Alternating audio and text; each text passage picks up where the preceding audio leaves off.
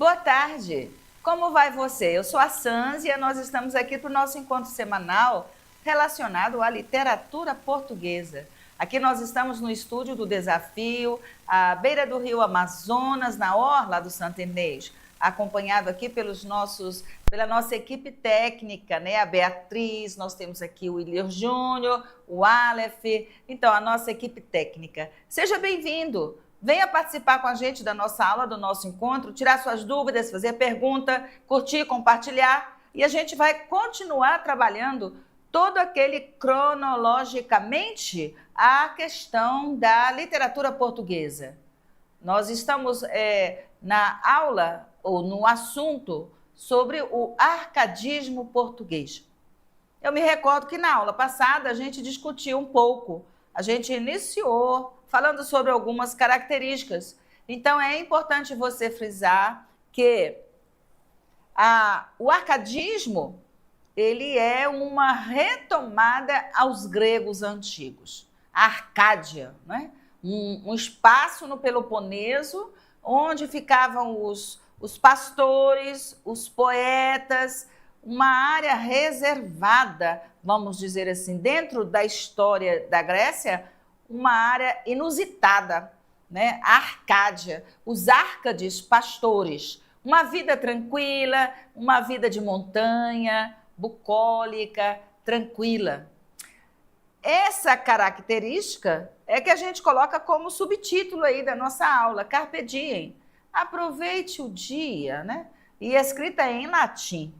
Carpe Diem quer dizer, curte o seu dia, fica na paz, né? Sem muitos atropelos, tenha calma, sem muito estresse. Então, o arcadismo, a gente tem aí que na sequência das escolas, ela vai ser completamente oposta ao barroco.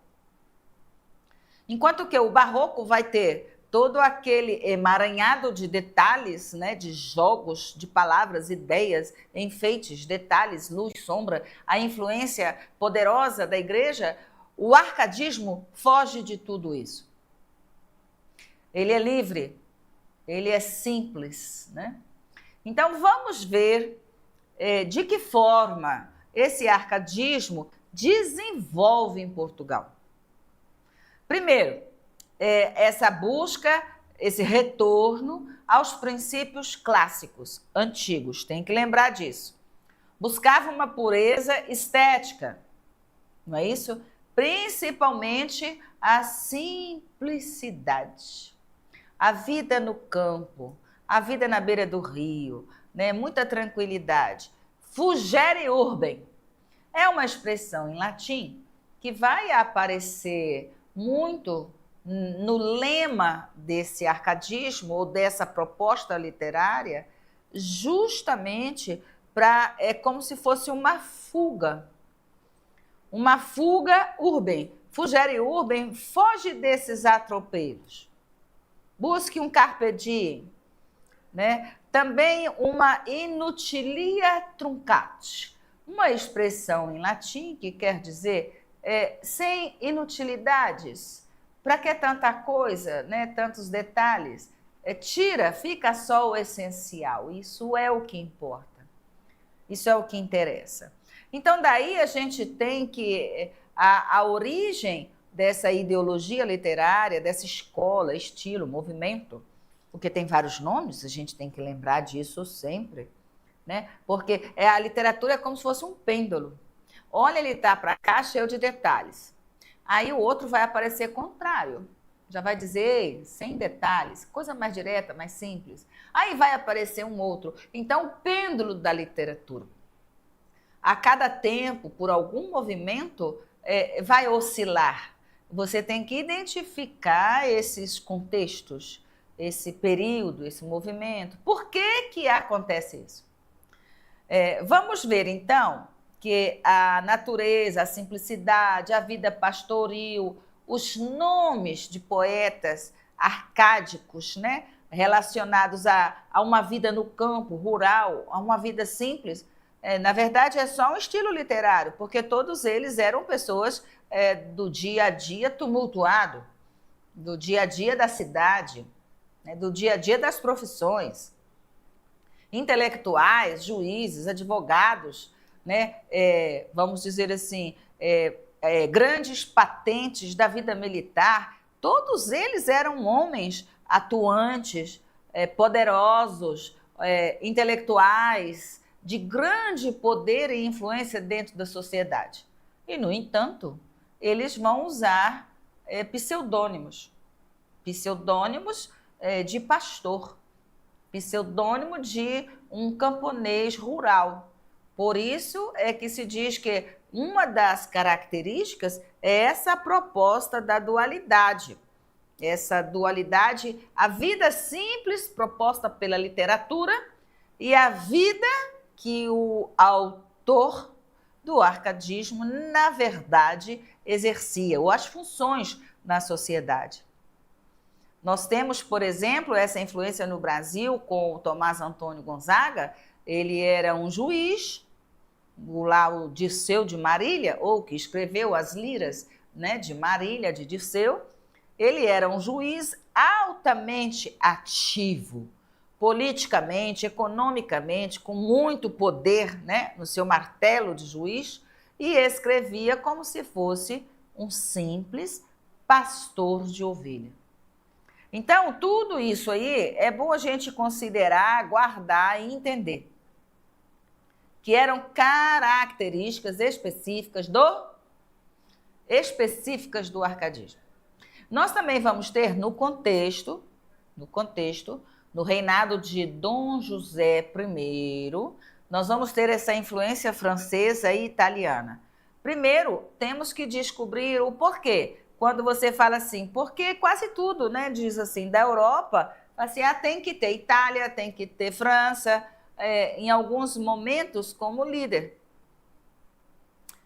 Qual era mesmo o contexto do arcadismo? Me fala você. O que acontecia em 1700, vamos colocar, 1750 na Europa? Veja bem que isso é o que vai influenciar e que vai fazer a nossa interligação ou a interdisciplinaridade com história geral, né? Com a história que a gente viu na aula passada, falando sobre o Barroco, a Idade Média, a influência da Igreja. E agora? Qual é a influência? Qual é o contexto? O panorama? O que é que o mundo estava discutindo? Quais as mudanças dentro desse contexto? O que atingiu muito Portugal? Para que a literatura pudesse refletir este contexto. Então, a literatura não é isenta. Ela não aparece para a gente limpa das influências da política, da economia, né, do movimento social das pessoas.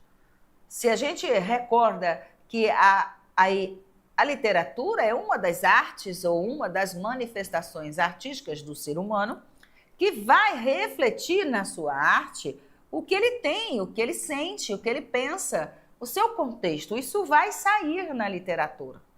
Então é preciso a gente identificar esses princípios, né? Essa ideologia. E essa ideologia a gente encontra dentro do contexto. Primeiro porque tanto os italianos quanto os franceses estavam montando arcádias literárias, escolas literárias, reunião de colegas intelectuais, né? Nessa reunião de intelectuais, primeiro, eles davam o nome de Arcádia, uma academia, uma reunião, né, desses intelectuais e discutiam e influenciavam na sua produção a sua maneira de pensar e refletiam esse contexto. Lembrando que a Arcádia é essa região antiga da Grécia, né? Dominada lá por Deus Pan e habitada por pastores e ninfas. Um lugar extremamente mágico, né? Um lugar muito tranquilo, né? Um paraíso na terra. Imagine habitada por Deus Pan, pelas suas ninfas e por pastores e ovelhas, né? Naquela grama suave, naquela relva suave, naquele sol de tarde bem suave. Então, a primeira Arcádia vai surgir em 1690 na Itália, e daí, principalmente, a França, que também vai desenvolver a sua academia, né? A academia tinha, por fim, combater o barroco, divulgar esses novos princípios ideológicos. Então, nessa postura, equilíbrio, pastoralismo, beira de rio, bucolismo, relva, grama, piquenique, não é assim?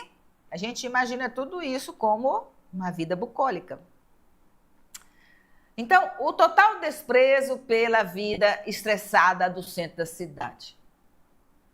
Então, todos esses princípios, esses modelos, eles vão surgir na Itália, França, vai chegar em Portugal e vai trazer os mesmos movimentos, a mesma ideologia do que estava acontecendo lá. Um dos princípios que eu gostaria de lembrar é que está diretamente relacionado à Revolução Francesa. Quando aconteceu a Revolução Francesa? Também é influenciado pela Revolução econômica promovida pela Revolução Industrial. Também nesse período, a indústria têxtil, quando começa a trabalhar aí com a tecnologia da máquina a vapor, do vapor, né? Vamos colocar que esses desenvolvimentos na área da independência francesa, né? Quando a gente fala do movimento social, quando a gente fala da liberdade, da igualdade, da fraternidade, quando a gente fala de toda aquela motivação, né, vinda do povo, aquela revolução. Então, todos esses elementos é que vão formar os princípios e bases do arcadismo. Revolução Industrial, o incremento da máquina a vapor, a Revolução Francesa, a independência dos Estados Unidos, e tem outros. Isso a gente está falando nos grandes movimentos. Mas quais são os outros teóricos que vão interferir nessa produção literária? Lembre-se, Lavoisier, por exemplo, na química, né, com seus pressupostos de descobertas, nós vamos ter em 1700 a matemática, um desenvolvimento. Nós vamos ter, por exemplo, a questão das leis, né? Nós vamos ter Lavoisier, né? Nós vamos ter Montesquieu, um monte de outros autores e livros e obras publicadas que vão revolucionar a França e principalmente os países à sua volta. E uma das inconfidências que vai acontecer, que a gente chama que é um reflexo da Revolução Francesa, vai ser no Brasil a Inconfidência Mineira. Então, são elementos tumultuantes, né? Elementos que vão quebrar paradigmas, são influências, teorias, pensamentos que vão mudar o comportamento. E mudando o comportamento da sociedade, do homem, da família, do meio de produção, da economia, vai também mudar o posicionamento literário. Não é mais a questão religiosa ou da contra-reforma, não. Agora é ciência, agora é razão, né? Agora é pesquisa, né? A sociologia. Agora começa a surgir elementos de equações científicas, até no movimento social. Então, esses princípios é que vão causar a Revolução Francesa, vão causar a Revolução Industrial, vão causar a revolução, por exemplo, no uso do trabalho manufaturado para o industrial, né? A revolução industrial, que muda o meio de produção, usa o vapor, a máquina e deixa o homem, né, o manufaturado. Então, na indústria têxtil, no modo de vida, no modo de fazer, na economia, na política, nas ideologias e princípios de liberdade, democracia, igualdade. Então, o grito, vamos dizer, de independência que vai surgir. Revolução, independência dos Estados Unidos, né, a Revolução Francesa, a Inconfidência Mineira, são elementos interdisciplinares, elementos, vamos dizer, base teórica, filosófica do arcadismo, não só no Brasil, quanto em Portugal, assim como na França. Então, essa intertextualidade, interdisciplinaridade, esses elementos históricos que vão estar, vamos dizer assim, associados a essa produção literária. E às vezes, numa questão, ela cai multifacetada, um pouco da história, um pouco da literatura, um pouco dessa política econômica, social, de modos de trabalhar a interdisciplinaridade. Vale a pena fazer a leitura, o estudo em separado desses elementos. Estude um pouquinho sobre a Revolução Industrial, Companhia Têxtil. Estude um pouquinho sobre a máquina a vapor. Estude, por exemplo, sobre a Revolução Francesa, Robespierre, Danton. Inclusive, alguns filmes com o próprio nome dos dois maiores líderes da Revolução Francesa, Robespierre e Danton. Quando você procura lá esse filme, assista, você vai estar estudando um pouco da literatura, porque você vai ver de onde que vem esses ideais, né, de liberdade, de fraternidade, de igualdade, de justiça, né, de acabar com, né, como se fala assim, a queda da Bastilha. Então, entender alguns elementos históricos, mas pelo viés da literatura. Também sobre a Revolução ou a independência dos Estados Unidos, é bom fazer uma leitura à parte e também estudar por meio de filmes, documentários. A internet está cheia desses elementos, que vale a pena você diversificar o seu plano de estudo, né? Mesmo que a gente esteja falando sobre a literatura portuguesa, é bom a gente entender o que está influenciando essa literatura. Assim é que a gente compreende a presença do Marquês de Pombal. Por que Marquês de Pombal? Marquês de Pombal vai trazer essas ideologias, né? Ele traz esses princípios da França, ele traz esses princípios, digamos assim, políticos, sociais, econômicos, e coloca isso em Portugal, e coloca isso na colônia de Brasil. O Brasil, colônia de Portugal nessa época, vai sofrer a influência, vamos dizer assim, os dedinhos, né, que estão manipulando como está desenvolvendo as colônias de Portugal. É importante a gente compreender que Marquês de Pombal, ele era um estadista, ele era um intelectual, ele era muito atualizado nesses assuntos mundiais. E é ele que traz para o Brasil e ele traz para Portugal essa reforma. Lembrando que em 1755, Portugal é destruído por um terremoto. A ele coube restaurar não só Lisboa, como restaurar a política de Portugal. Então, Pombal vai pegar os melhores modelos, os melhores exemplos, e ele vai trazer isso da França. Então, a educação, porque o Marquês de Pombal vai retirar das mãos dos jesuítas da igreja e abrir, né, vamos dizer assim, as escolas, vai abrir a educação para a instituição particular, a instituição pública, mas fora dos laços da religião. Então, as contribuições de Marquês de Pombal, elas chegam a Portugal com a ideia de reconstruir. Além de reconstruir, modernizar. É fazer de novo, de uma forma mais atual possível.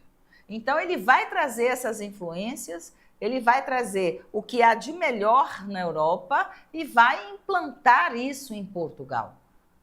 Então, não tem como, não teve uma outra pessoa responsável, não só pela construção, digamos, da cidade, a reconstrução dos prédios, da arquitetura usada, mas também os princípios econômicos, os princípios políticos de como gerir, administrar, como fazer uma gestão de um país. Também, além da educação, da política, como essa sociedade pode ter uma vida mais moderna. Daí vem a influência, principalmente a influência do Marquês de Pombal e a influência trazida de França. Então, ele foi responsável por esse modelo. E ele traz para Portugal o que há de melhor. Se há o de melhor, então, estadista de renome que deixou forte contribuição, não só em Portugal, mas também no Brasil, né? Nome correto, Sebastião José de Carvalho. Aí nós temos algumas realizações, eu já cheguei a comentar com vocês. Desculpa, eu acho que é a minha rinite aqui. Desculpa.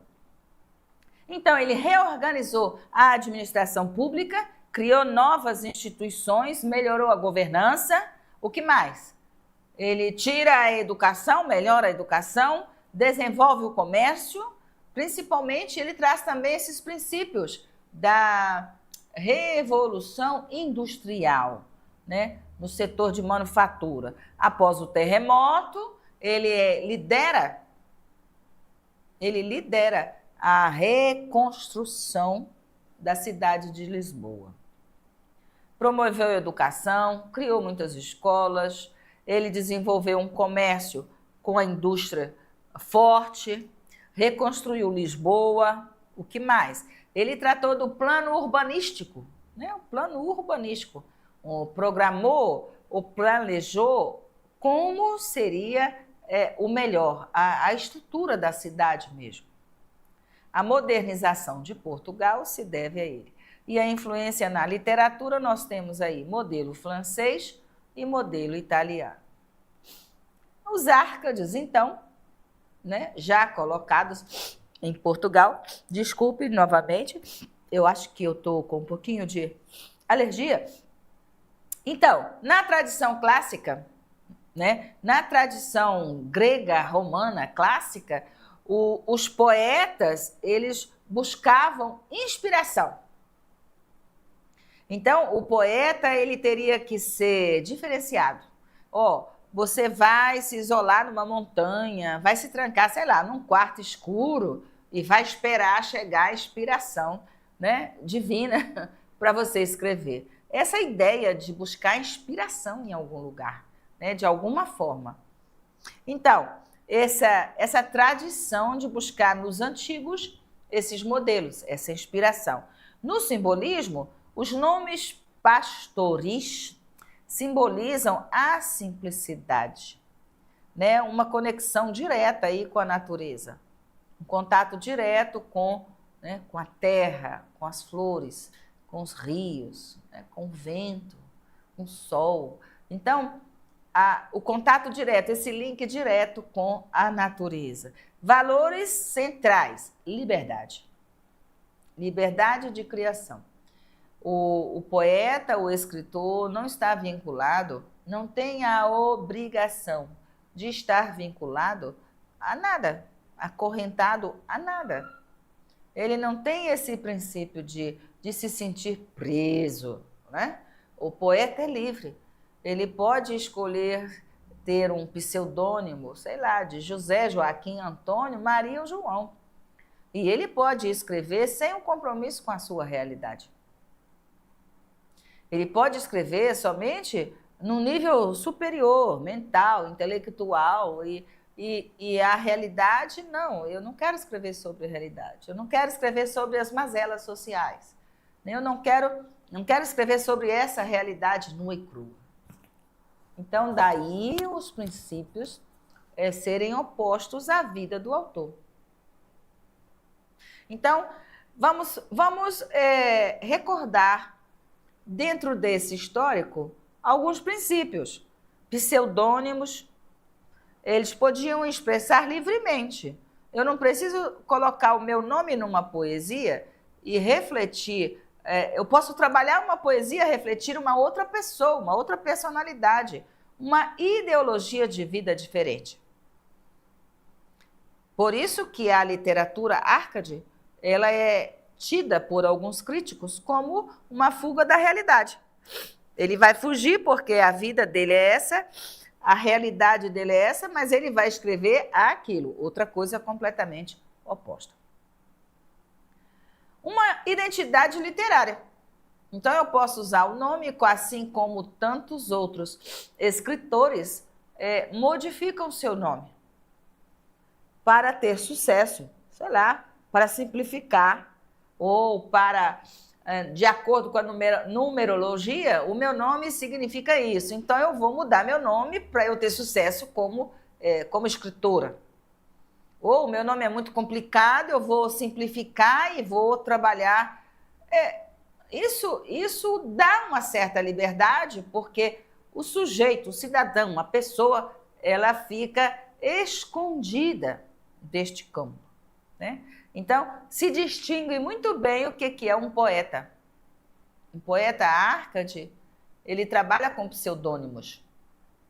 Então, ele sempre tem uma vida à parte, um nome à parte, uma identidade à parte. Então, para que criar um pseudônimo?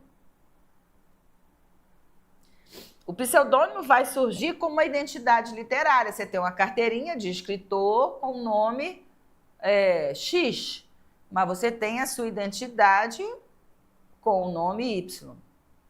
Então, a identidade literária de um país vai começar a se identificar com essa característica de pseudônimo em Portugal. Então, os movimentos literários, cada um se distingue muito bem, porque cada um tem uma característica forte e muito diferenciada do outro. Por exemplo, Manuel Maria do Bocage aparece com um pseudônimo, que é o principal, é o Mano Sadinho. E assim sucessivamente. Nós já falamos sobre a simplicidade, uma literatura autêntica, né? Nós já falamos sobre o panorama nacional como uma identidade do povo, de uma nação. Porque senão seria tudo muito parecido, muito sequencial, né? Muito organizado. O que realmente distingue uma literatura de um país para o outro? É justamente esse modo de dizer, esse modo de viver, né, de um povo, de uma nação e de um outro tão diferente. A literatura não vai ser igual, pode ser o mesmo período. Você está falando de arcadismo no Brasil? Você está falando de arcadismo em Portugal? Você está falando de arcadismo na Argentina, nos Estados Unidos, na França? Como é o movimento ou a característica de cada um? Então, o arcadismo, enquanto um movimento, estilo literário, período literário, ele tem as suas características maiores, mas você vai ver que em cada nação ela vai ter uma identidade diferente, ou uma linguagem diferente, ou um aspecto semelhante. Quando a gente pega, por exemplo, a Revolução Francesa e pegamos a Inconfidência Mineira, você vai ver que os princípios são os mesmos. Enquanto o povo francês gritando liberdade, igualdade, fraternidade, em Ouro Preto, Minas Gerais, o povo está gritando igualdade, fraternidade, até a bandeira de Minas é semelhante, até o lema da bandeira de Minas com a bandeira francesa são iguais. Então, o arcadismo ele vai ser semelhante, mas ele vai ter características específicas de Brasil, de Ouro Preto, de Mariana, né, do ouro, do ciclo do ouro no Brasil, que é o que vai despertar mais ainda esse interesse pelo Ouro Preto, mudança de capital, do Rio de Janeiro para Minas Gerais, essa confusão de Inconfidência, né, do alferes lá de Tiradentes, por exemplo. Então, a gente vê que os princípios são iguais. São iguais, os princípios são iguais. Buscavam criar uma literatura autêntica, um panorama nacional. Alguns casos chegam a ser semelhantes, como eu estou dando alguns elementos de semelhança no movimento político-social libertário de França e de Brasil, de Minas Gerais, dos Inconfidentes, né, em Minas Gerais. O lema, por exemplo, da bandeira e os princípios de igualdade, fraternidade. O que mais estava acontecendo no mundo? Além da Revolução, a gente colocou aí, ó, o Iluminismo. E o que é o Iluminismo? Eu cheguei a colocar numa outra tela para vocês um lembrete. Iluminismo é isso mesmo, é iluminação. As ideias estão clareando, né? Eu estou começando a entender melhor as coisas. Iluminismo vem de luzes. E Paris, cidade de luz, França, vai ser cidade de luz. Tudo começa pela França com essa ideia do iluminismo. Os maiores teóricos. Aí tem a enciclopédia de 1751, né? Do você saber, o enciclopedista que começa, isso é um reflexo do iluminismo. O despotismo esclarecido. O que é um déspota esclarecido? É um intelectual agindo, trabalhando, né? Um intelectual no poder, né? Uma pessoa que tem pulso, uma pessoa que interfere, que muda, né? A política pombalina muda tudo. Muda tudo. Vamos pegar esses modelos aí, vamos trazer o que há de melhor, né? Vamos acabar com essa antiguidade aí, vamos renovar tudo. E vamos trazer coisas novas. Vamos trazer o que há de melhor na química, né? No conhecimento, na ciência. Isso é uma modernização. Isso é um iluminismo. Isso é um panorama mundial. Aqui nós vamos ter, além dessa reforma, no Brasil, que não é o caso da gente estar discutindo, porque isso é um assunto muito da história do Brasil e da literatura brasileira, quando a gente fala sobre a vinda da família real em 1808. Lembra lá as guerras napoleônicas? Napoleão ameaçando invadir, o rei de Portugal sai de Portugal, vem para o Brasil com a sua família real, trazendo até todas as mudas de plantas do seu jardim. Né? Então, ele vai montar a corte no Brasil em 1808 com a família real. Aí tem o Jardim Botânico, o Teatro, Banco do Brasil, né? Nós vamos ter aí Rio de Janeiro começa a se organizar para receber a família real e vira corte. Né? A corte está no Brasil. E o que isso traz? Mudança, melhorias. O Brasil deixa de ser colônia e passa a ser a sede, né? A sede do rei. E isso vai acarretar muitas transformações de liberdade, de igualdade, de fraternidade, de direitos, de política, de economia. Então, tudo muda. Quando a gente fala de iluminismo, a gente tem que lembrar dos benefícios, né? Os benefícios literários causados pelo iluminismo. Então, o século das luzes, ele começa a trabalhar as ideias novas. E a França vai ser o local onde tudo começa, onde explode, né? Não só a Revolução Francesa, mas toda a teoria que serve de base para esse pensar humano, para essa produção humana. E isso está relacionado ao desenvolvimento da ciência, ao desenvolvimento da razão, de alguns princípios, das leis, né? do movimento social que isso vai gerar, dos desdobramentos da Revolução Francesa.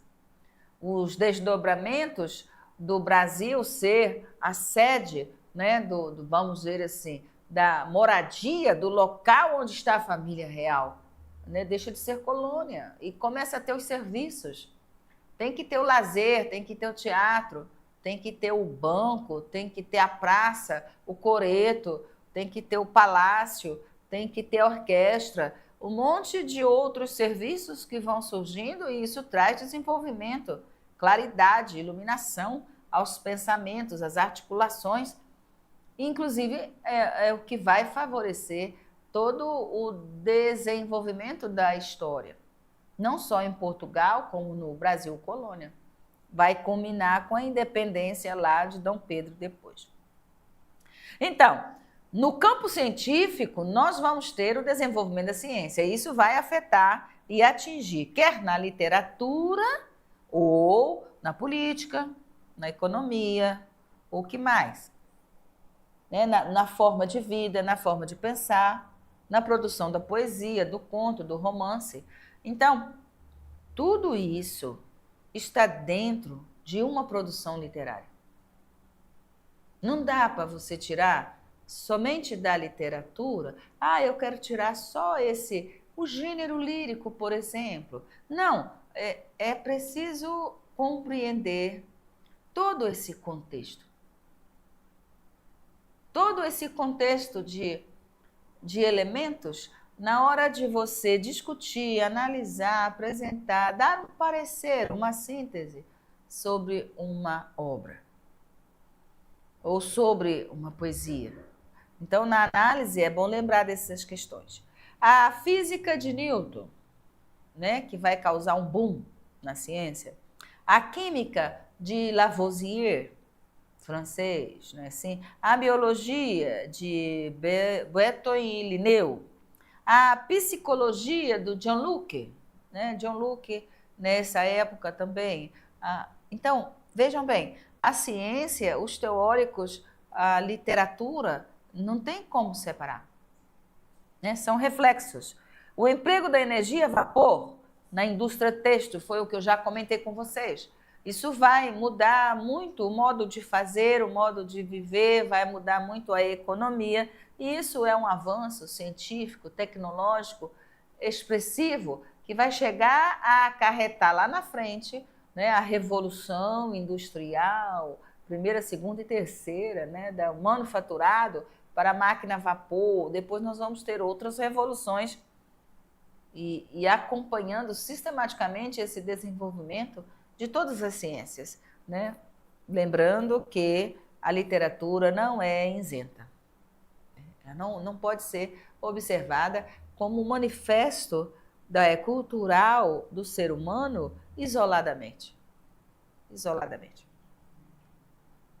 Então, iluminismo, enciclopedismo, os movimentos filosóficos franceses são as ideias que serão, né, divulgadas.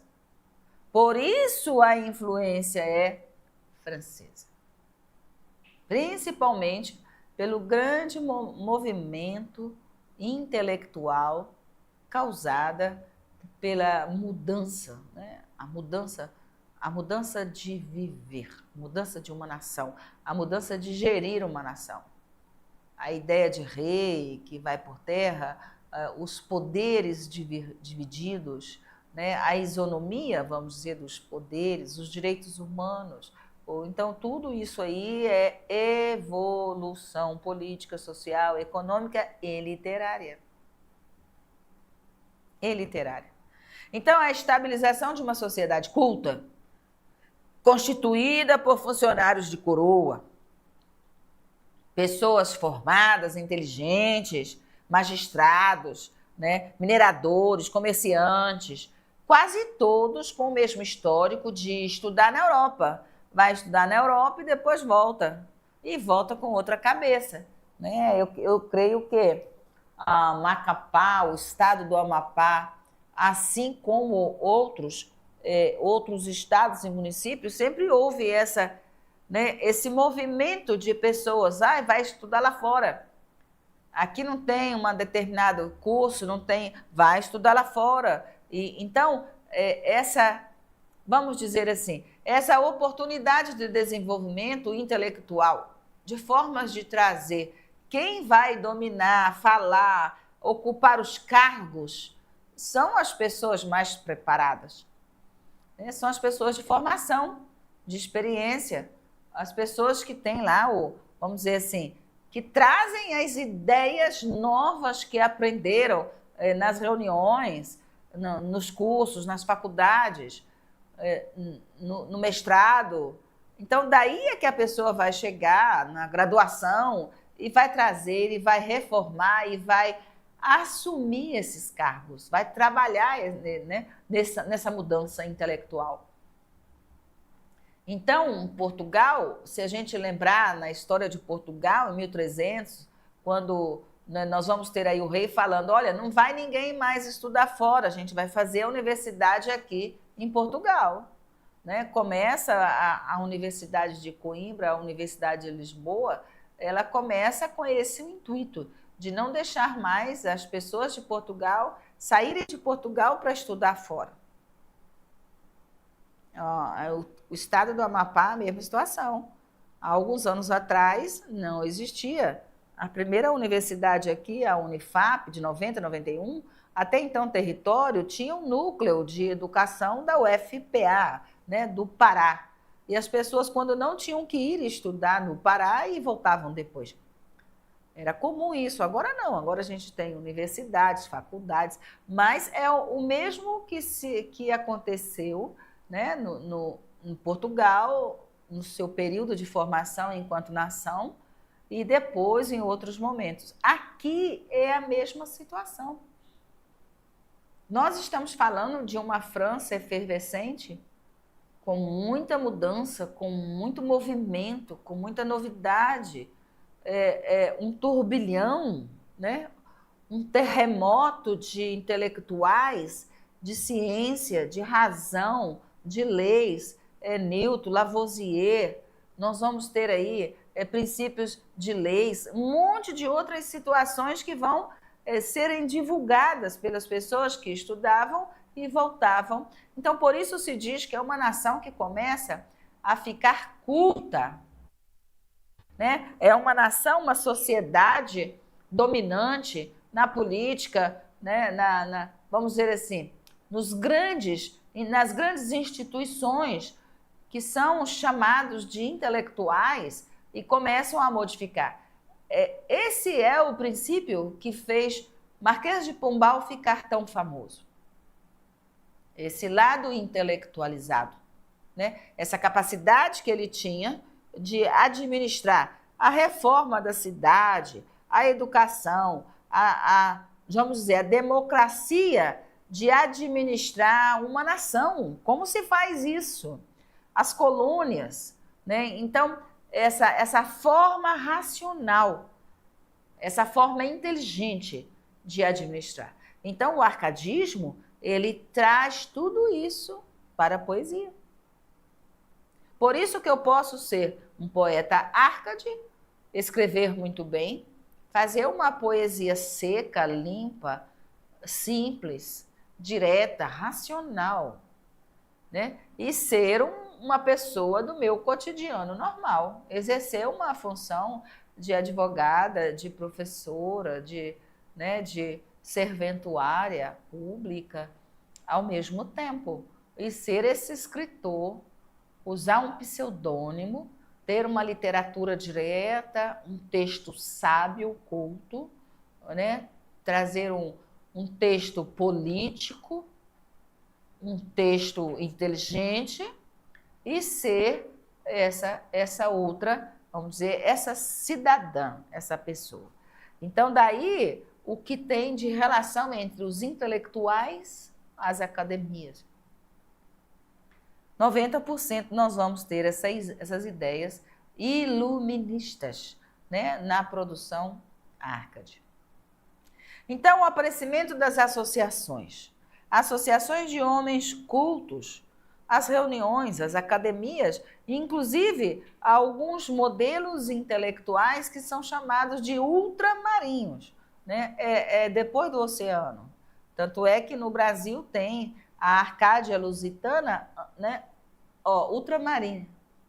Nós vamos ter em várias colônias esse movimento literário, porque saiu, né, saiu do espaço geográfico, ultrapassou os oceanos e chega nas colônias.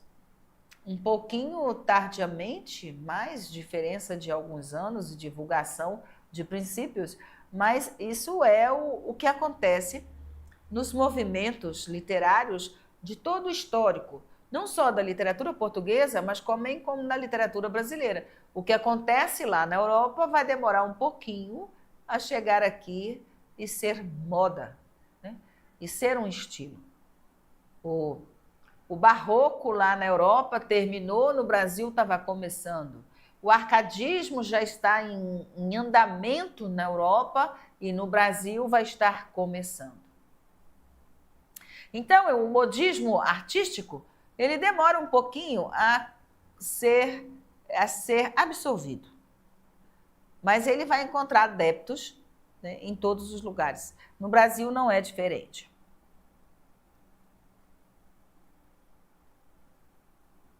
Vamos ver o compromisso com a beleza, o bem, a perfeição, né? Um dos poetas árcades mais famosos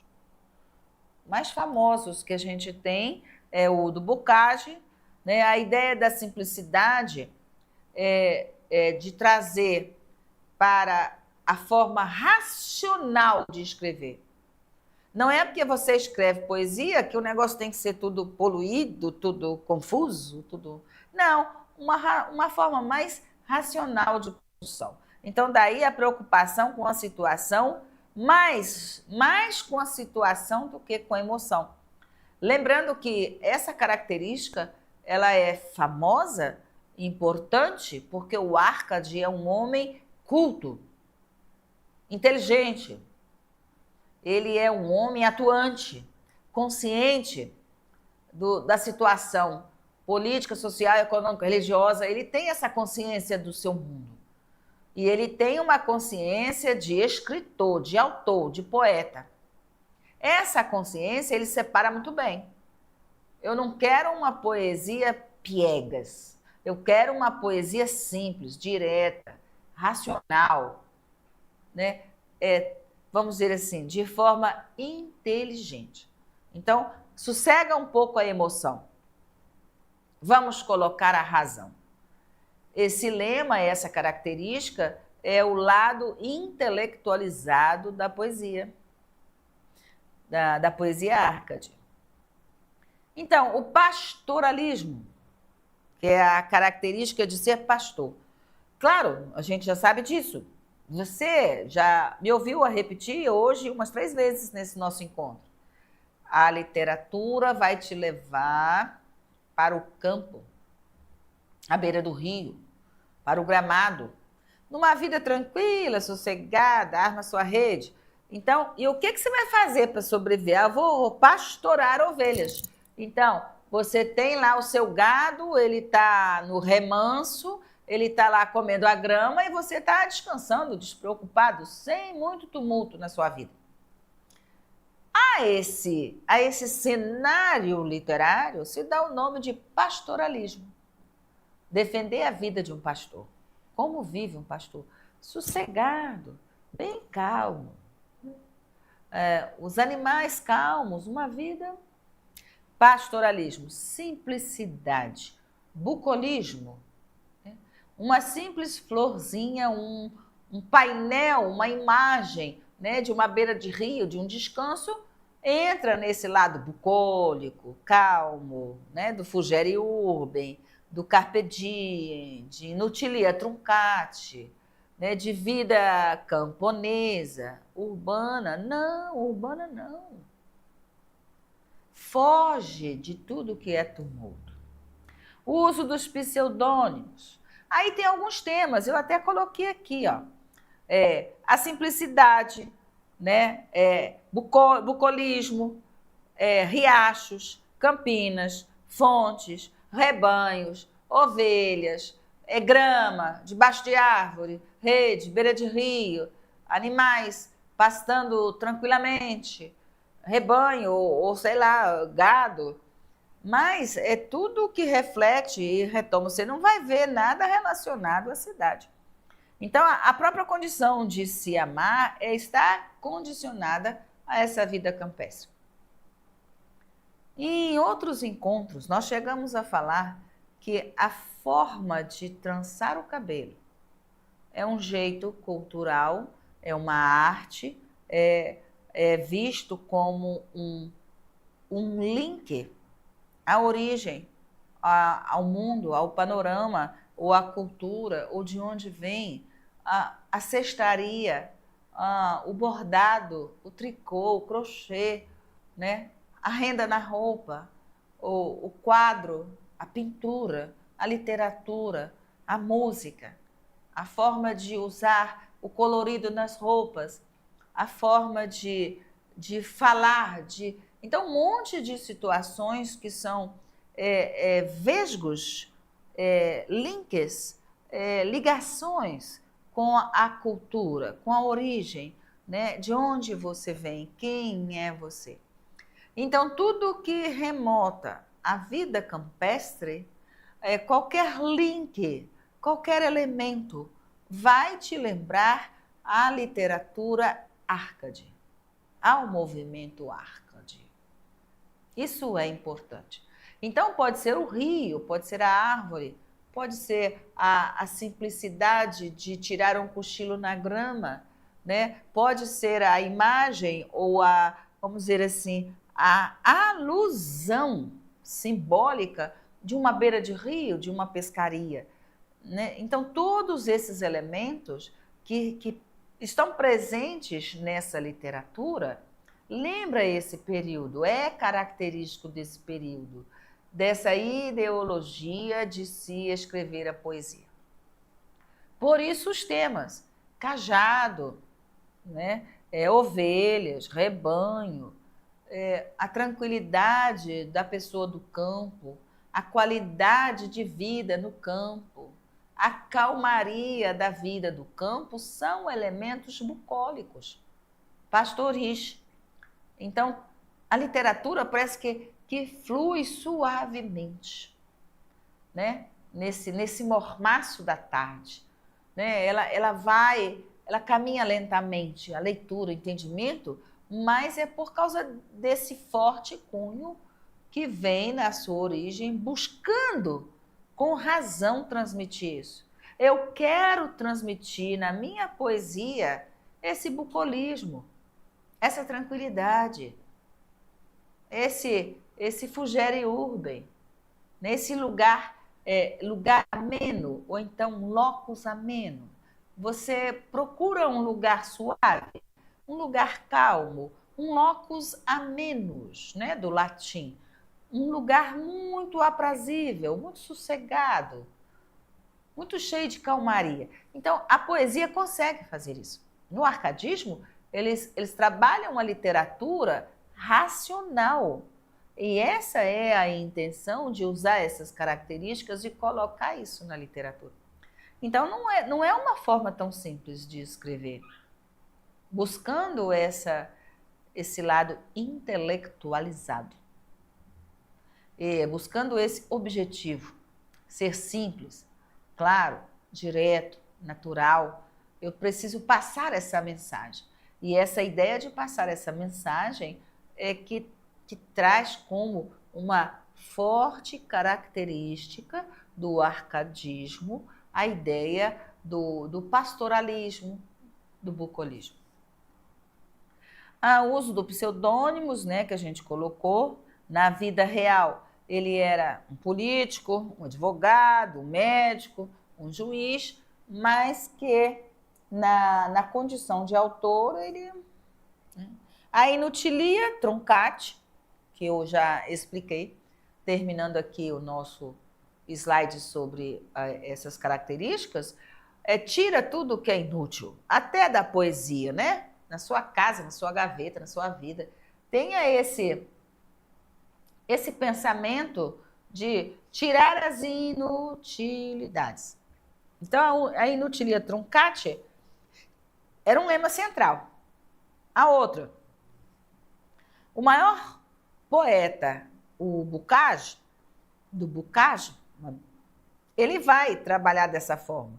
Ele vai trabalhar a inutilia truncate, o local a menos, o carpe diem, a influência da literatura grega, da cultura grega, né, da antiguidade clássica, a cultura pagã, né, um elemento formal da literatura. Por isso que se diz que era intelectualizada. Então, não é somente escrever por escrever. O local amenos, né? Um local ameno, né? Sossegado, caminho. Se na Revolução Francesa nós dissemos que o circo estava pegando fogo, mas na literatura estava tudo suave, sem tumulto. Foge disso. Enquanto a cidade, a verdade, a sociedade, né, enquanto a política, Revolução Francesa, né, Revolução Industrial, princípio das leis lá, então, do Voltaire, né, toda a efervescência de uma revolução, ela é ignorada e na literatura vai estar tudo a menos, né? Tudo sossegado, tudo muito calmo. Daí a gente percebe que dentro de um contexto, a produção literária, ela tenta sair isenta, porque é uma literatura racional. Então, locus amenos é a busca, né? A busca por esse local. A busca pelo, vamos dizer assim, por um refúgio. Se o mundo está em revolução, se o mundo está em guerra, se o mundo está aí cheio de complicações, muito barulho, muita revolta, vamos procurar um lugar sossegado. Então, esse princípio literário, né, que traz o arcadismo como se o poeta fosse um fingidor, mas, na verdade, ele está mostrando o alto grau intelectual de conseguir produzir uma literatura simples, né, camponesa, bucólica, pastoril, direta, clara, contendo todas essas influências de uma França em revolução, né, de um Marquês de Pombal mudando tudo em Portugal e o poeta conservando a sua intelectualidade e produzindo uma literatura isenta desses princípios. É importante lembrar disso, que enquanto está se discutindo a independência dos Estados Unidos, a Inconfidência Mineira, a Revolução Francesa, a mudança nas leis, na química, os poetas estarão produzindo uma literatura inteligente, uma literatura pensada, uma literatura racional, uma literatura comedida. Então, dessa forma é que a gente reforça que, independente do mundo estar efervescente, a literatura Arcade vai dizer simplicidade, uma vida rural, uma natureza bem tranquila, né? Uma vida pastoril, uma cultura clássica como se fosse lá atrás, 5.000 anos atrás, os gregos, né, os romanos, como era o lazer, esses momentos. Vamos fugir, né, do movimento. Então, fugere urbem, o inutilia truncate, um locus amenos, um carpe diem, isso vai ser retomado com muita força e muita inteligência. Poesia intelectualizada. Tem uma forma mais sutil de fazer a literatura. Metáforas, símbolos, alguns elementos que retomam esse passado. Então, rejeita qualquer coisa que seja muito enfeitado. O locus amenos, a gente chegou a colocar aí algumas imagens, né, desse locus amenos e colocamos também, continuamos com os autores, né, o dos principais para para hoje, a gente encerrar esse arcadismo, eu trouxe uma das características do Manuel Maria Barbosa do Bocage, né, do Eumano Sabino. O Eumano Sabino, ele como principal representante desse movimento, desse estilo literário, ele vai trabalhar algumas coisas diferentes. Né? O Eumano, nós temos aí, ele já era um oficial da Marinha antes dos 20 anos, e nessa casa ele vai trabalhar, vai ter uma vida muito tumultuada, uma vida muito diferente da literatura que ele promove. Ele vai ter uma vida agitada com prisão, idas e vindas, né? Ele viaja pela Índia, tenente, deserta da Marinha, viaja para Macau, regressa a Portugal. Ele tem grande decepção amorosa quando ele encontra Gertrudes, a sua namorada pretendida, casada com seu irmão.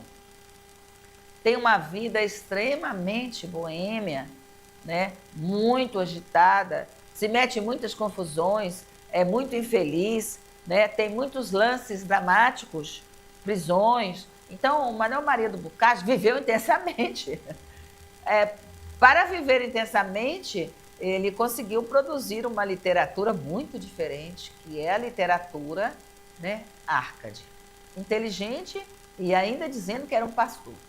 Para você ver a atividade ou a articulação do intelecto de uma vida dessa maneira, extremamente agitada, boêmia, né? Desde perdas amorosas a prisões, até escrever como se fosse um simples pastor de ovelhas no meio do campo, numa vida rural e analfabeto. Então, essa vida, vamos dizer assim, boêmia, vai trazer a publicação, ele como um escritor muito significativo no tipo de literatura chamada de fecenina. E o que é isso? Uma poesia fecenina. Eu coloquei para vocês algumas situações. Primeiro, ele publicou o primeiro volume em 1791 e tomando ele recebeu, a poesia lírica dele recebeu, muito conhecido pela sátira, pela ironia, pela forma de dizer contra, né? E também pela poesia fecenina, que quer dizer, o poeta maldito foi o nome, o apelido que deram a ele. Olha, se ele já tinha um apelido, o do Bocage, no arcadismo era Eumano Sabino, e depois das suas publicações, aproximadamente em quase 1800, ele recebe o nome de poeta maldito. Por quê? Por que esse apelido? Por causa do tipo de poesia que ele também cultivou. Então, ele, além de ser um poeta lírico, ele inicia suas atividades na Arcádia Lusitana com a produção de uma forma de poesia grosseira e muito licenciosa. Por quê? Se tinha uma herança cultural de escrever conforme os clássicos de Roma e de Grécia Antiga, existia uma poesia escrita na região, na cidade de Etrúria. Esse tipo de poesia, principalmente cultivada e conhecida como nas festas romanas, né? Nas festas do vinho, nas festas de cultivo, de cultura, de colheitas, de épocas, né? Épocas de fartura, as festas a Deus Baco, né? A Dionísio, festas romanas e festas gregas, aos deuses da festa, da fartura, né? Então, daí vai surgir, pelos fessênios, né? Nessa cidade, na região de Etrúria, as poesias relacionadas à fertilidade, ao vinho, às festas, e daí a liberdade sexual. Então, tudo está relacionado a essa cultura clássica e a poesia feminina, ela vai encontrar no poeta maldito essa adesão. Então, ele vai escrever uma literatura cheia de palavrões, né, de detalhes, de obscenidades. Ele vai escrever sobre a sexualidade, um conteúdo sexual muito forte, muito claro, muito explícito. Isso é a característica da poesia feminina. Vindo lá ainda dos gregos, dos antigos, das festas de Baco, das festas da fertilidade, da sexualidade. E ele vai produzir isso em Portugal, 1760, 1790, vai ter produção dele e ele vai receber o apelido de poeta maldito. Principalmente pela sátira, pela obscenidade, né, pela linguagem explícita da sexualidade ou sobre o conteúdo sexual. Então é importante lembrar por que ele recebe o nome de poeta maldito. Então, por causa disso, é que ele vai receber esse nome. Eu creio que estamos tendo um probleminha aqui no nosso slide, mas vamos continuar falando do Bocage, né? O Manel Maria do Bocage vai então produzir essa literatura voltada para o conteúdo sexual, né? A fertilidade, um conteúdo muito explícito, né? Obscenidades, e voltada para as festas gregas, as festas, né? A deusa do vinho, a deusa da fertilidade, vai voltar tudo isso, ok? Hoje eu creio que já encerramos o nosso conteúdo. A gente fica até a próxima aula, até outro dia. Acho que acabou tudo. Acabou, não? Eu parei aqui, porque parou tudo. Dá uma olhada. Não, mas dá uma olhada você. Aqui eu já terminei aqui. Posso até continuar, mas dá uma olhada. Tudo bem. Se tem que voltar. Porque parou tudo aqui.